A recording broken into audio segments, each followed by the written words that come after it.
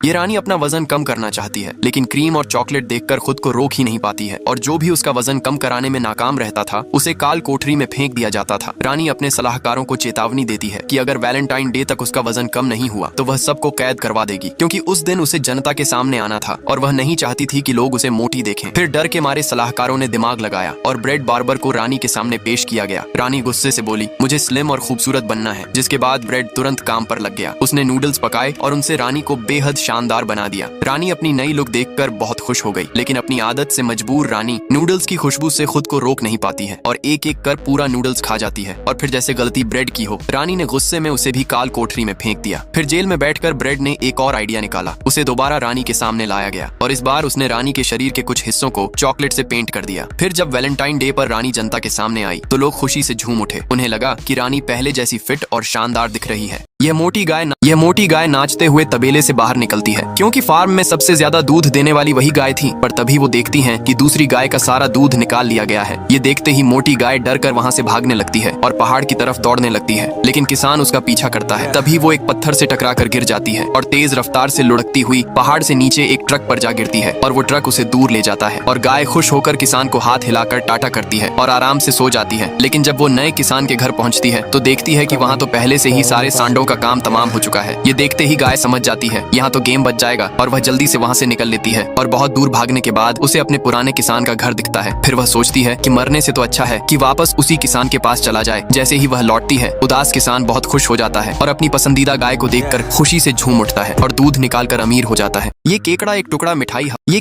टुकड़ा मिठाई हवा में फेंकता है और फिर उसका गिरने का इंतजार करता है, लेकिन मिठाई बहुत धीरे धीरे नीचे आ रहा था। पर केकड़ा, जो बहुत डरा हुआ था, घबराकर सीधे अपने खोल में वापस छुप जाता है। फिर अपनी आंखें निकालकर चारों तरफ देखता है। जब उसे यकीन हो जाता है कि बाहर कोई खतरा नहीं है तो वह जल्दी से बाहर निकलता है और मिठाई खा जाता है। लेकिन तभी उसे एक और मिठाई का टुकड़ा दिखता है। छोटा केकड़ा हिम्मत जुटाकर उस मिठाई की ओर जाता है। तभी अचानक जमीन पर एक शार्क का परछाई दिखाई देता है। केकड़ा डर के मारे अपने खोल में छिप जाता है। केकड़ा जितना भागने की कोशिश कर रहा था, शार्क उतना ही पीछा कर रहा था। भागते भागते उसका खोल भी खो जाता है। डर के मारे वो एक और समुद्री खोल में घुस जाता है, लेकिन वहां से भी उसे बाहर निकाल दिया जाता है। तब जाकर उसे समझ में आता है कि पहले जो शार्क दिखी थी वह असल में सिर्फ समुद्री काई का एक टुकड़ा था। केकड़ा खुशी खुशी अपने पैर से खोल हटाता है, लेकिन गलती से पास में पड़े एक सी अर्चिन से टकरा जाता है। अर्चिन तुरंत उसकी तरफ लुढ़कने लगा और केकड़ा फिर से भागने लगा। लेकिन जब वह एक खाई के ऊपर से गुजर रहा था तो थकान के चलते गिरने ही वाला था और नीचे बहुत सारे सिरचिन थे। इस वजह से हर्मिट केकड़ा पूरी ताकत लगाकर ऊपर तैरने लगता है, लेकिन आखिर में थकावट के कारण वह फिर से समुद्री काई पर ही गिर पड़ा। जब वह हार मानने वाला था तभी उसे वहीं पिछली बार वाली सीप मिला। सीप उस केकड़े को वापस उसके घर वाली सीप में भेज दिया।